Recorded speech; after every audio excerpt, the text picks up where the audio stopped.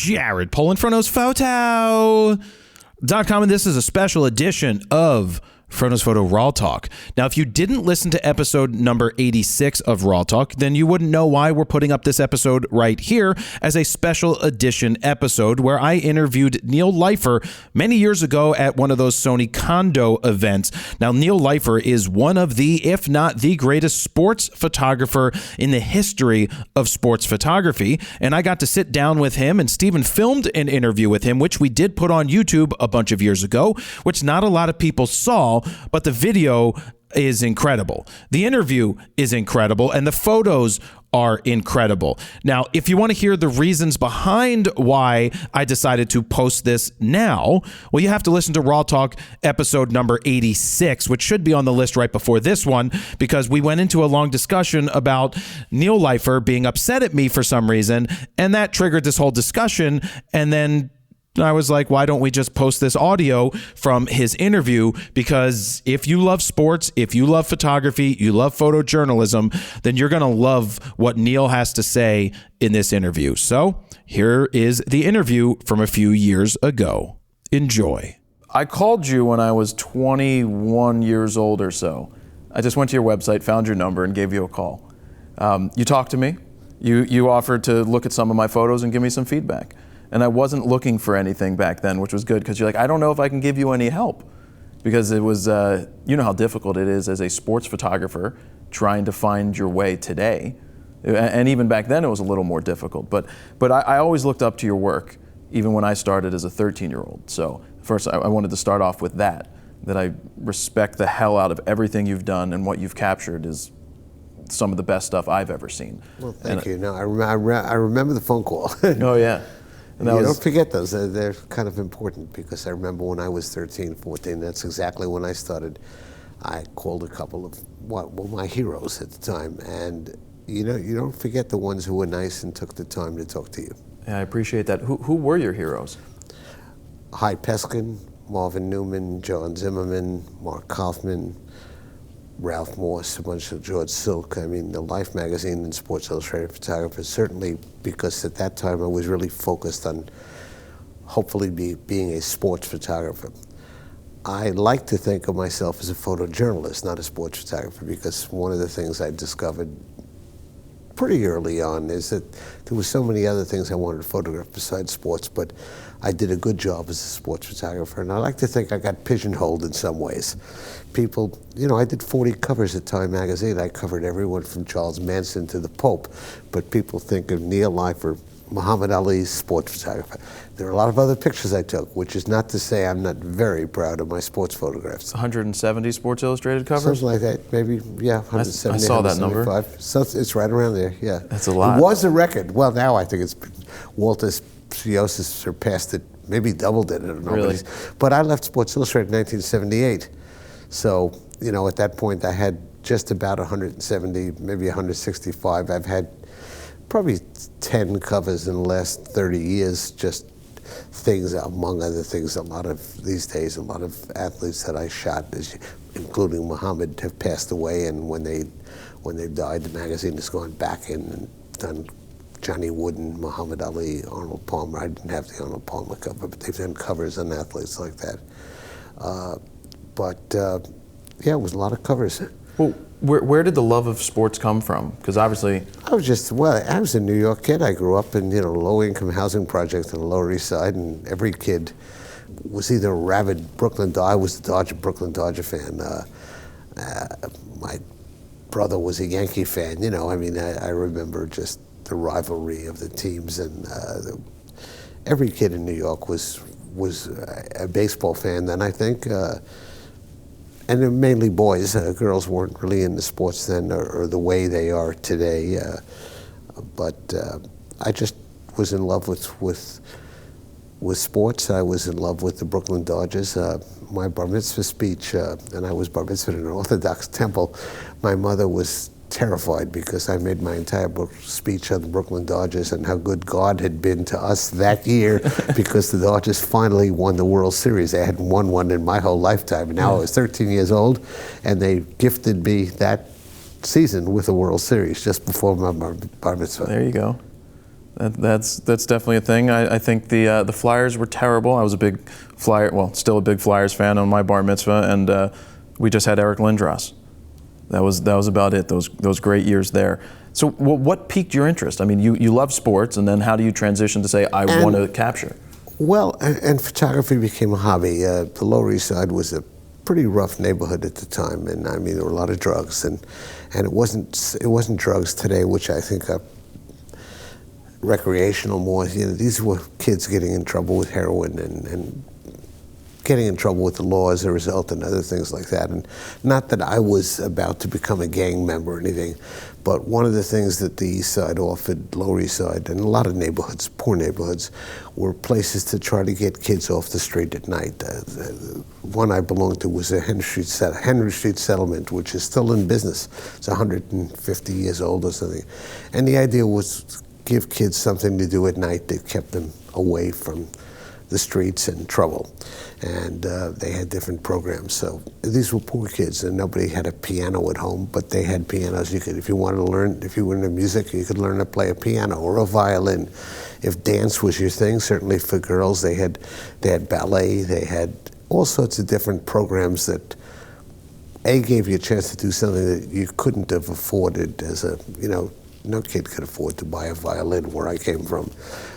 And most kids couldn't afford really cameras and film and things. Certainly I couldn't. But we had a camera club. And the camera club met, each kid that was a member came twice a week. But they lent us cameras and gave us a roll of film. And you would on the weekend go off and shoot a roll of film. Go to the Bronx Zoo and shoot some pictures or whatever you wanted to shoot. We had a contest every year on who would take the best picture of the Christmas tree in Rockefeller Center. And you came in on, if your night was Monday and Wednesday, it was either Monday and Wednesday or Tuesday and Thursday. The first night, they taught you how to develop the film, make it into a roll of negatives. And the second night, taught you how to print the roll. And I just got hooked on photography. We had a wonderful teacher, a little old Polish lady, and she just inspired a bunch of kids from our small group, kids. One became his Look magazine staff photographer when that was a pretty significant job in photography. Another one, Johnny Iacona, one of my best friend. I was best man at Johnny's wedding. He became a Sports Illustrated staff photographer. Mickey Palmer became quite a successful sports photographer, and Manny Milan came to Lower East Side. We had three actually Sports Illustrated staff photographers that came from this little camera club. Did a lot of the Sports Illustrated photographers come out of New York back then? No. John Zimmerman was from California. Art Shea was in Chicago. It was always easier if you're in New York because you could go into the office and talk to the picture editors, So we didn't, for example, at the time. Today, I would say, if you wanted to know where the majority of the best shooters are, they're usually in Southern California because there's so much sport out there. In those days, we didn't have anybody really good. John Zimmer was from LA, so was Mark Kaufman, but they both moved east.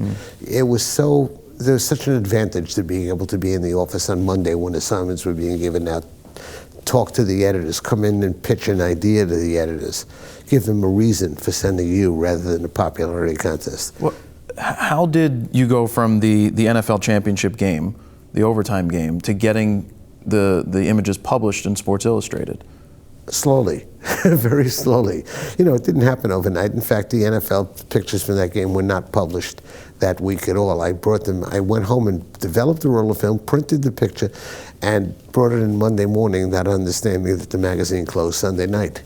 So I didn't get a chance. I might have been published had I brought it in, but they had Courier Messenger up at the Yankee Stadium, and they brought the film back at halftime, and they brought it back at the end of the third quarter, and the magazine went to press that night. So by the time my film got in, it was too late.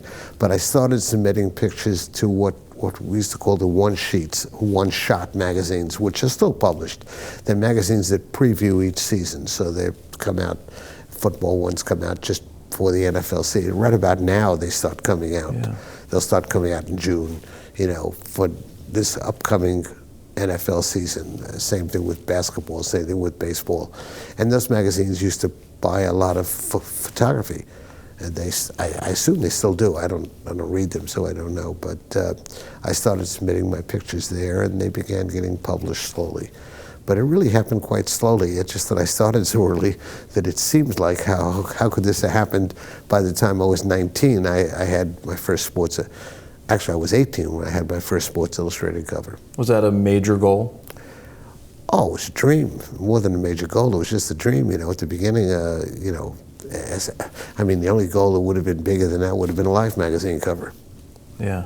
It's still the showpiece of a magazine. I mean, if you look at it from a dollar and cent standpoint, which that word didn't exist, business side of photography, but you made more money on a 2-page picture in the magazine than you did for a cover, because they paid the space rate, and each of the 2 pages came to more money, but everyone wanted to get the cover of the magazine. You'd see more photographers shooting vertical because gave you a better chance at the cover. Right. So how did you get access to the NFL championship game? What were you, 15? Well, I was 15. It was on my 16th birthday, on December 28, 1958. Early that season, 1958 season, I had my trusty Yashica mat, which I would never have taken the picture I did if I had a good camera. I dreamed of having enough money to have a medium telephoto, 135 millimeter lens or something, so from 10 yards away you could pretty well fill the frame with a fullback going into the end zone from 10 yards away.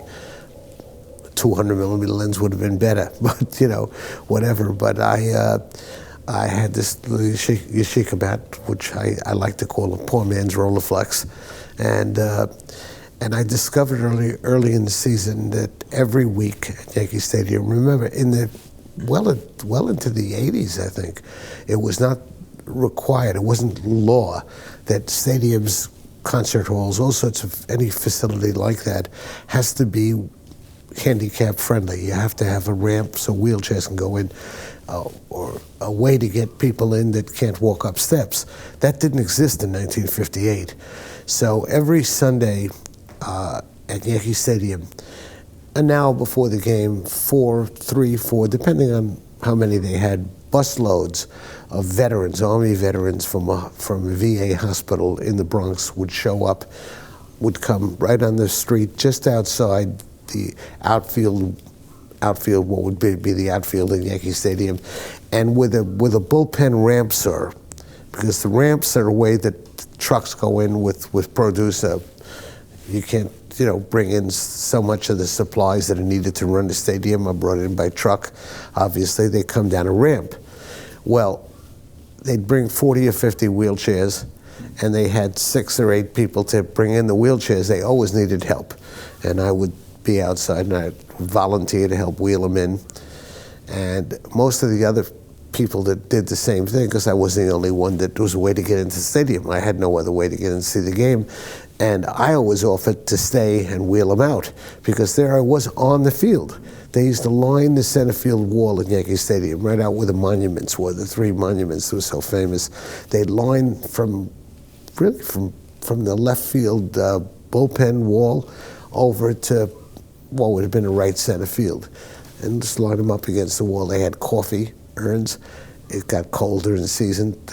The rent-a-cops that guard the sidelines would be freezing. Me being the nice guy that I am, I'd bring them a cup of coffee, and of course when I'd get right in front of the bench then and get a few shots with my Yashica map before the New York press photographers would shoo me out of there because I wasn't credentialed. But I got into every game that season that way because I also stayed. I didn't leave. At the end of the game, I helped wheel the guys out. And so they picked me every week because when I'd wait when the buses came, and by then I knew the guy who was running the program, and I always got invited to come in. And when the 58 championship game happened, I was right there in the end zone. And, the rest is history. Yeah. So where did the love of the boxing come from? Oh, wow. My dad was a boxing fan. I watched Friday night fights on television, and it's just a beautiful sport to photograph. I probably fell in love with some of the pictures I saw. Some High Peskin, Charlie Hoffler, Daily News photographer, was a great fight photographer. And it really, I like photographing boxing, period. But all of a sudden along comes this character who probably is God's gift to any photographer, was young Cassius Clay and then Muhammad Ali. When you get a character like that you can follow and really ride his coattails for as many years as I did, how could you miss? And secondly, the love of boxing. I tell people this all the time because I'm asked the question often, why boxing? Why is it your favorite sport to photograph? They are the nicest people. It's generalization, no matter what sport you would pick, there's always some asshole in it. There's always somebody that's difficult. But fighters, here are these kids that from the worst neighborhoods, many of them have had trouble with the law, but you bring a lady in. You bring a lady into the locker room, dressing room at a fight. They suddenly the language goes from Teamster truck driver language into gentlemen. Yes, ma'am. No, ma'am. They are the nicest people. The whole crowd. You don't find people like Angelo Dundee, or even characters like Don King. And I'm not speaking about his integrity or honesty. There's such a pleasure to be around these characters. They're wonderful, colorful characters that make great pictures. And they're nice people. Fighters were always, with rare exceptions, were the nicest athletes I dealt with. Way back, and they're worse now, way back, even, when I started, some of the pro basketball players, some of the baseball players, were spoiled brats. You never saw that with fighters. They were just always polite and easy to get along with. And Muhammad came along, and he was a saint. I mean, he's just an angel. He made everybody look good. So how did you end up befriending him? Well, let me give you one more better way I can put it. I lecture these days, and occasionally I lecture at universities, and usually it's at a school photojournalism class. I've done 2 or 3 of them in the last few years. At the University of Texas, I did George Washington University in Washington. And you get kids asking questions, they always raise a hand, and basically they want to have a career like I had, or be lucky enough to have a career like I had. And I always tell them, listen, there's never a sure thing. Nobody can guarantee you a successful career, but I'm going to guarantee you a successful career. All you have to do, you want to have a career like mine, go out and find yourself a subject like Muhammad Ali and hang around for the next 40 years and you will be a huge success. He just made everybody look good. And not only photographers, every writer, he always had an exclusive for them. He was making half of them up. What he told you at 2 o'clock was a totally different story than what he told me at 3 o'clock, but he'd whisper as though you were getting an absolute exclusive. He never met a mic he didn't like. I mean, the obvious one is with Howard Cosell, but he was that way with every interviewer. And you didn't have to be from Sports Illustrated or ABC Sports.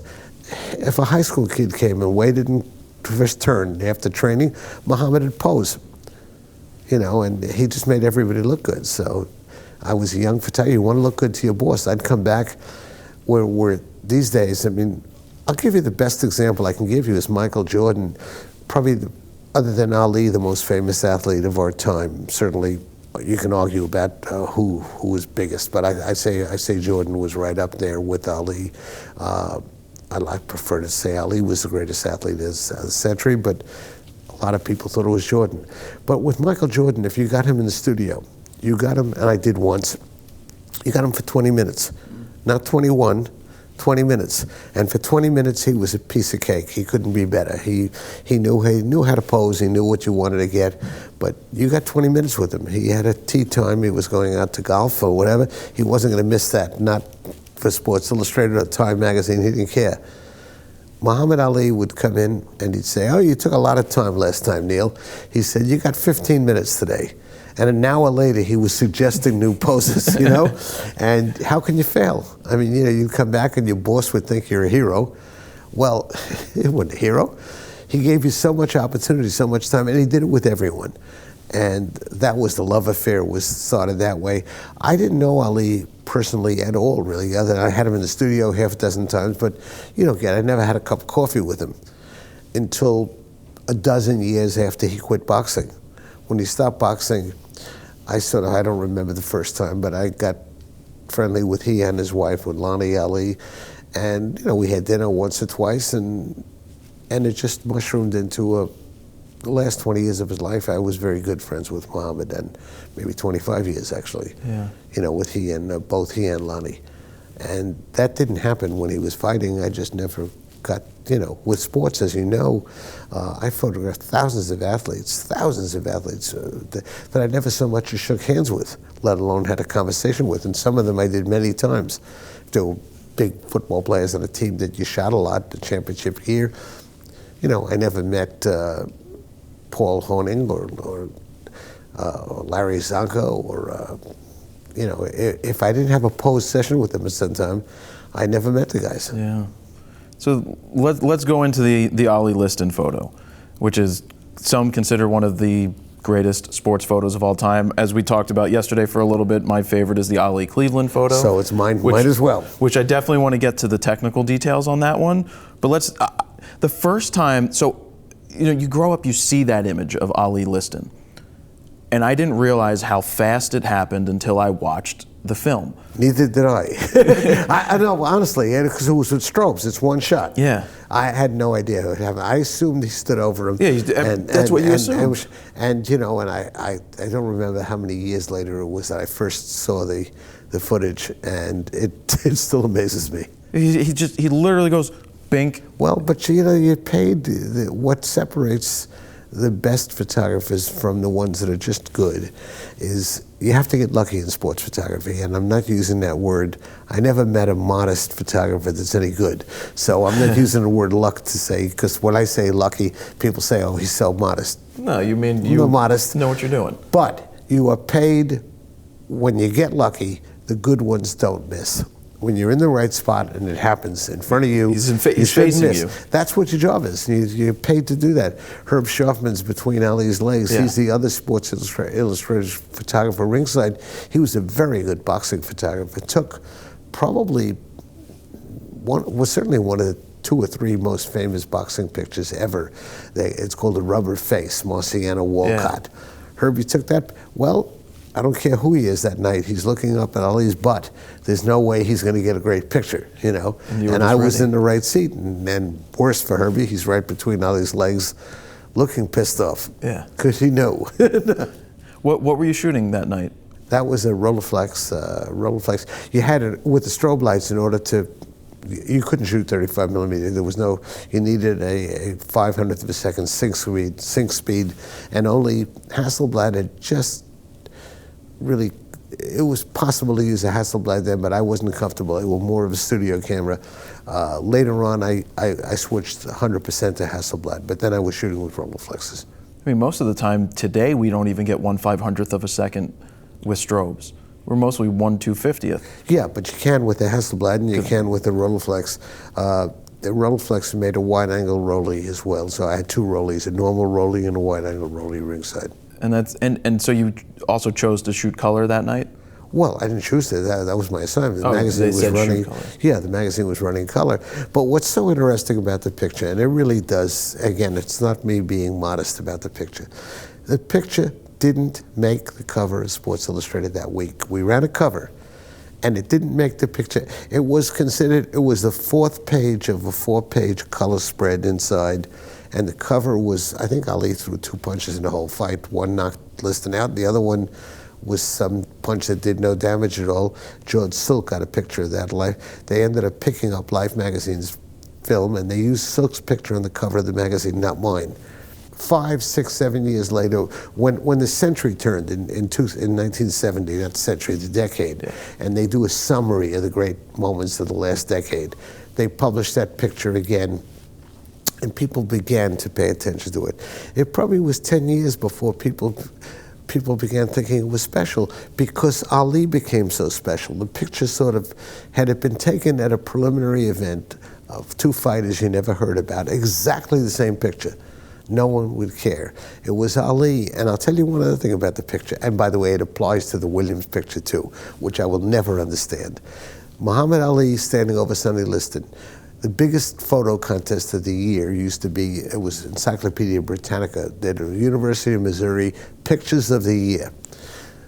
Life magazine, Sports Illustrated were very big at entering, big time.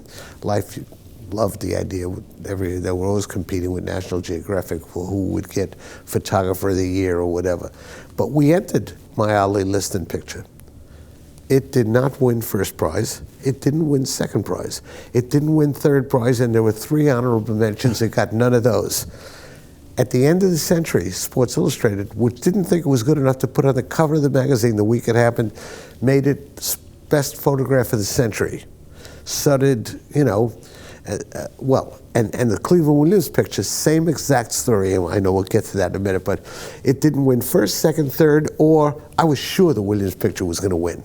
No award, not honorable mention.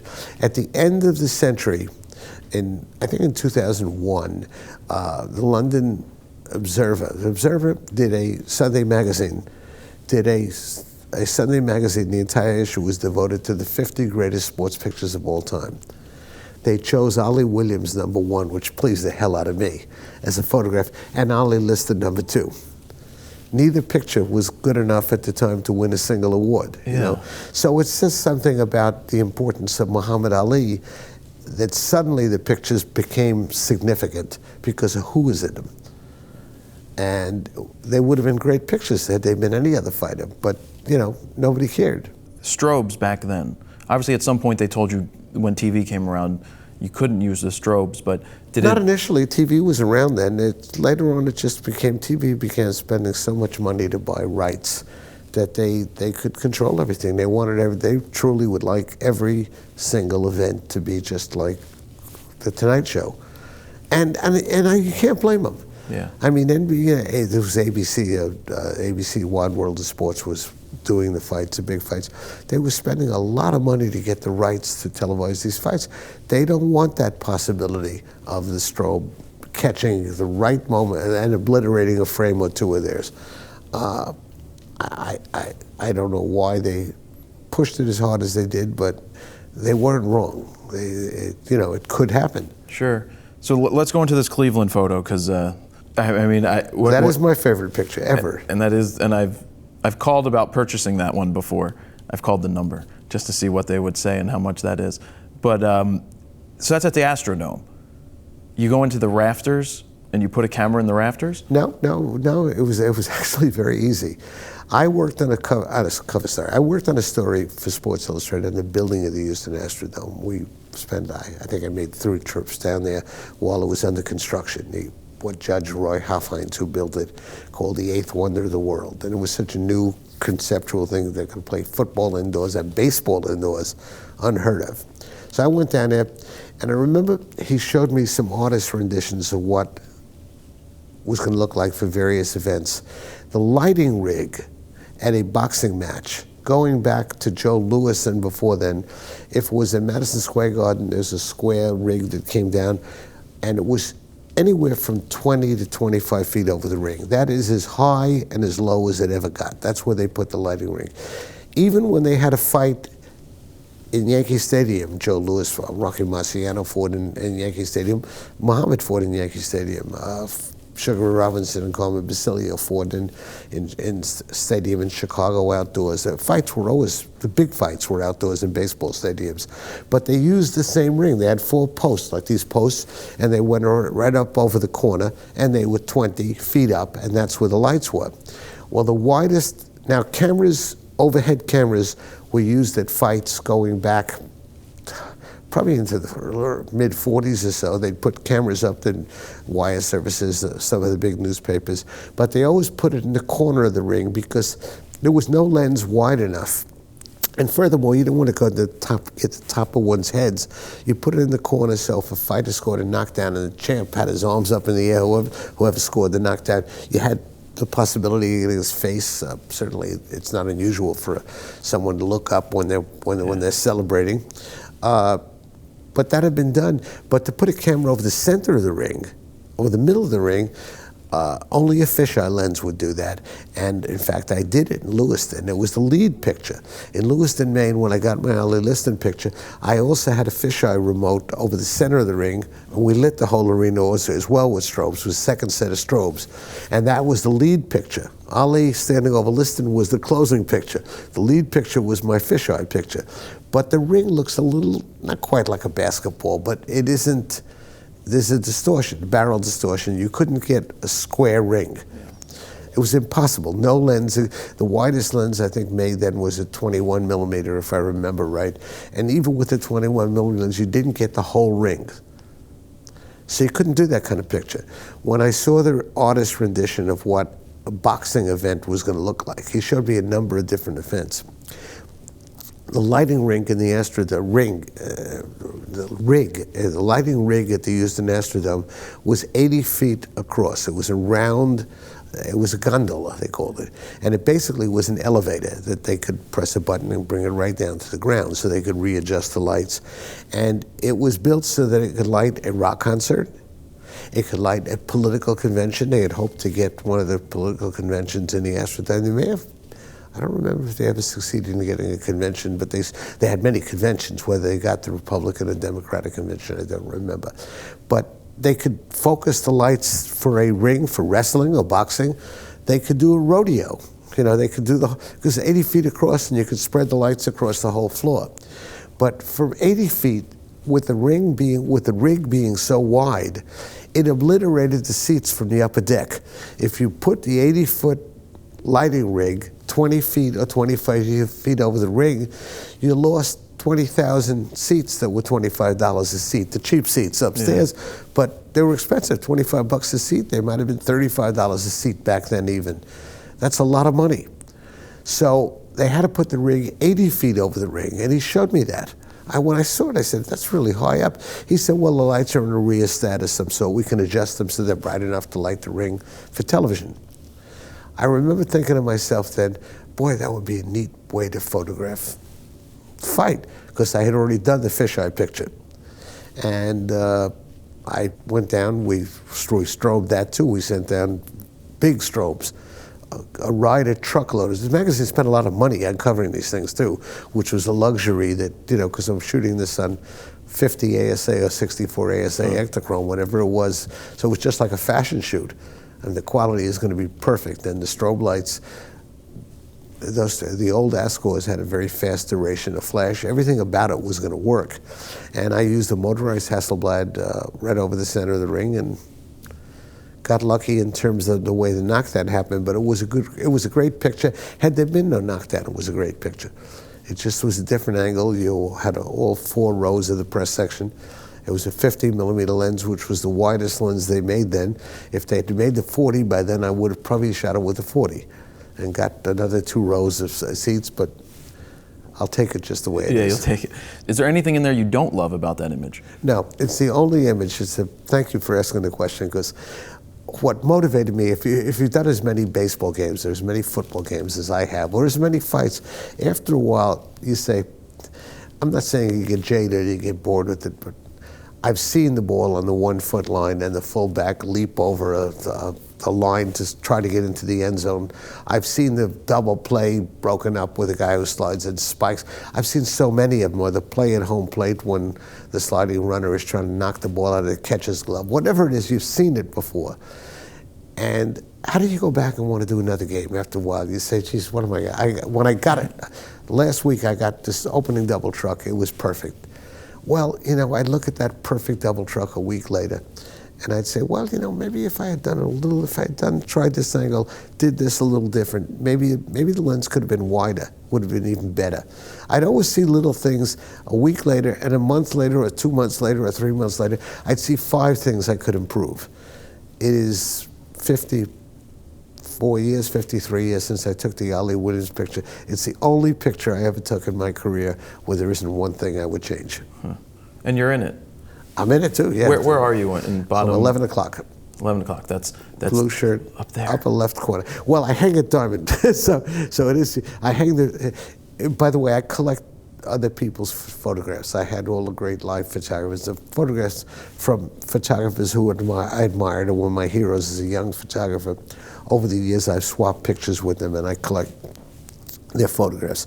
The only picture that has been up in my house all these years, going back, 45 years ago, was Ali Williams. It was always in my house. It was always hung diamond shaped. Yeah, it's just and it still is. Yeah, and that's cool. So I know we talked about you traded with Jim Marshall. I had the pleasure of trading an image with him as well. What did you trade with him? What did he want? I know it was Ali. I don't remember. Probably Ali listed. I don't remember. But I wanted Janis Joplin. I have a Santana picture. I have a third one. I don't remember which one it is.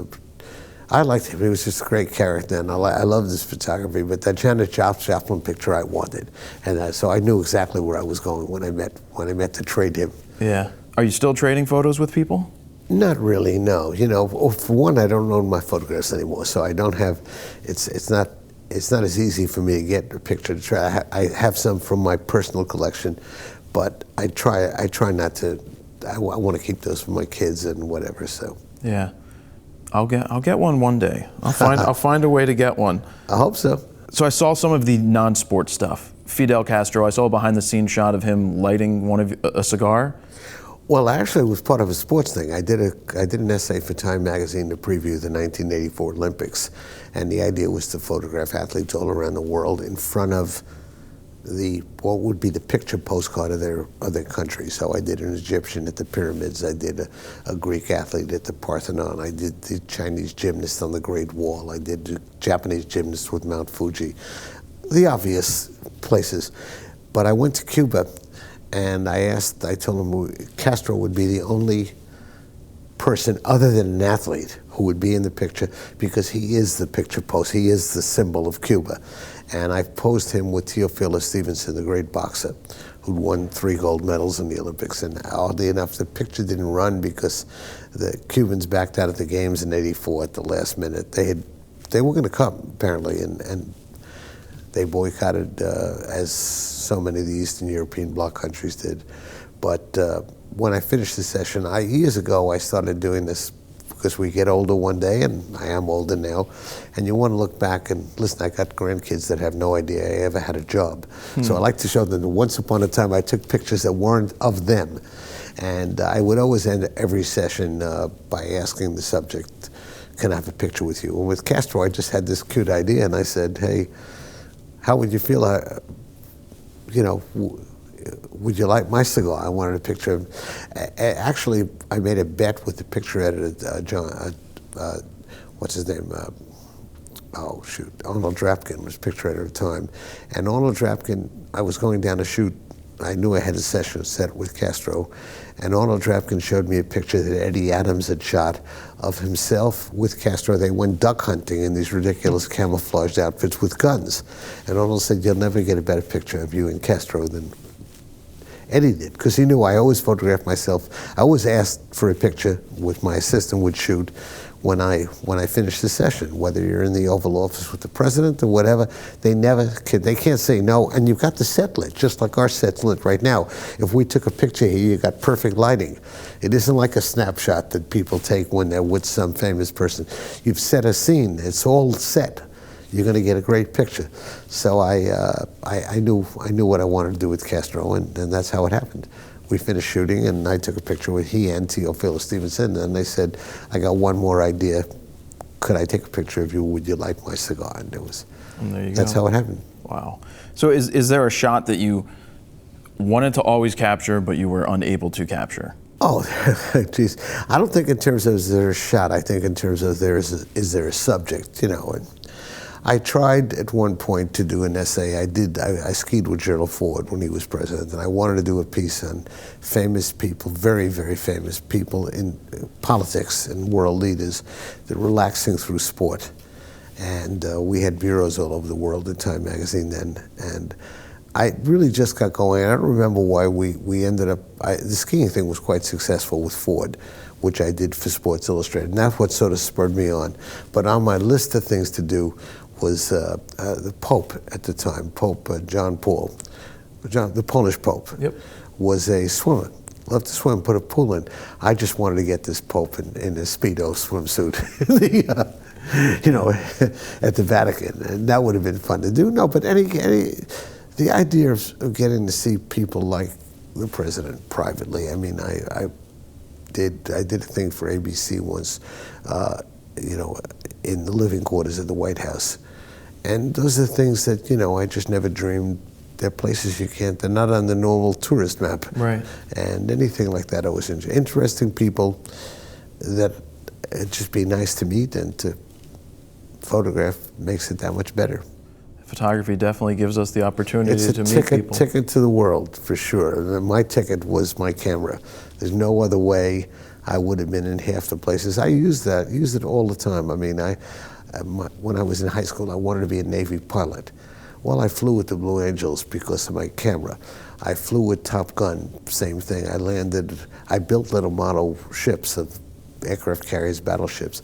I spent 2 years photographing the battleship in Jersey. I went to Vietnam with it. Those things were dreams, and it just, it's sort of a ticket, really a ticket to the world. You can't buy those kind of things. How did you get the shot? Was it a remote, I'm sure it was a remote trigger on deck, but where you get the mortar shell or whatever's coming out of was that a flash trigger? No. Number one, the camera was in my hands. You were on deck? That was 5 miles off the coast of North Vietnam, too. Yes, I was sitting on the bow of the ship. Life magazine, you could get away with a lot of stuff with them. They wanted, the camera was called a Hulcher. It was a handmade camera by a man in, I believe he was in North Carolina. I think it was North Carolina. Charlie Hulcher was his name, and he built cameras. Ralph Morse used all his stuff on the first space shots for Life magazine. He built a camera that took 50 frames a second. And there was a 100-foot roll of Kodachrome. I used 100-foot. Wow. And at 50 frames a second, you couldn't, the truth is, it's one of the easiest pictures I've ever taken, because on the ship, when they fire the 16-inch guns, there's a 3-second warning. Just in case some sailor is in the wrong place, at least you can try to cover your ears or whatever, and rather than blow your eardrums out. And so there's 3-second buzz. So I was sitting on the bow, on the forecastle of the ship. When 3 seconds would come, there'd be the buzzer. I'd count down a second and a half to start the film going.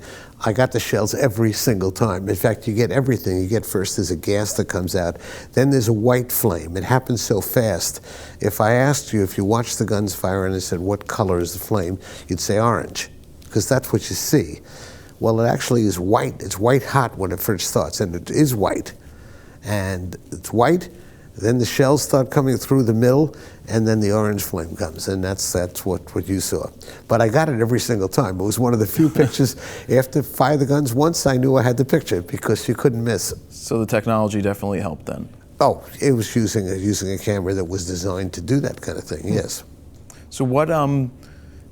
Today, are you still shooting? No, I'm making movies. The only thing I'm shooting, I've been shooting just because I want the book to be current. There's an occasional fight. Toshin is publishing my boxing book this Christmas, and it's 60 years of my fight pictures, starting with the first fight I went to as a 15-year-old, and I want it to be current. So I've done a couple of fights. I've done more than a couple of fights in the last 3-4 years. All the big ones I've tried to go to, and also to contrast what the game looks like today and what it used to look like. The drama, if you remember Raging Bull, when you saw how dramatic it was when De Niro comes into the ring. Well, fighting, white lights straight down from 25 feet above, black arena, no commercials, no the canvas doesn't look like every logo that ever existed is on it. Very different. Today it literally looks like a Rolling Stones concert. I mean, lasers and lights and television screen above the ring, and colored gels on everything. And I've tried to capture the difference so that we'll have some contrast. The weigh-in today is a production like a stage show. And I've played with that a little bit, but that's the only pictures I really shot. And I shoot my vacations. My girlfriend, we like to take pictures for fun. For fun. I make movies is what I'm doing. That's where my creative juices are going now. I love the sports documentaries you put out. Well, that's what I've been trying to do. I just did a documentary on an Irish pub in New York, which I'm very proud of. I'm doing a short film this summer. I shoot June 20th. We start shooting, and it's a live action film, and it's kind of a romantic comedy. It's Match.com set in a nursing home. Oh, yeah. And it's a fun project. Dominic Chianese, who played Uncle Junior in The Sopranos, is the star of my film. Oh, very cool. I took this Sicilian mafia guy known for his mafia roles, and I made him a little Jewish guy in a nursing home, and he's going to be terrific. Yeah, well, that's great. Any parting words for young photographers, old photographers, new photographers? Well, it's awful hard for me to say anything, but how good photography's been to me. And I can only say if you work hard, I think there's always, it's a different business. It's much tougher, I think, today. Anybody that goes in, any young kid going into photography ought to be aware of how these are difficult times. But that doesn't mean there aren't going to be huge success stories. And somebody who really is passionate about photography and works hard at it and is good, I think has a chance to have a wonderful career and hopefully be as lucky as I've been all these years. And, I wouldn't trade a thing. I mean, I had no idea that I could get to see or do the things that I've had an opportunity to do because of my camera. Now, when I see this new Sony camera, 20 frames a second, the autofocus, Walter Yost, who was my biggest competitor at Sports Illustrated, when autofocus really came into its own, he said it added 20 years to his career. 20 frames a second autofocus, I mean, I could kill him today. You could have a few drinks. You couldn't do that. You had to have a couple of glasses of wine before you go to the game, and you're still going to get everything right. Yeah. Well, I appreciate the fact that you sat here with us, and thank you very much for taking the time. My pleasure. Thank you. I hope you got what you wanted. Absolutely.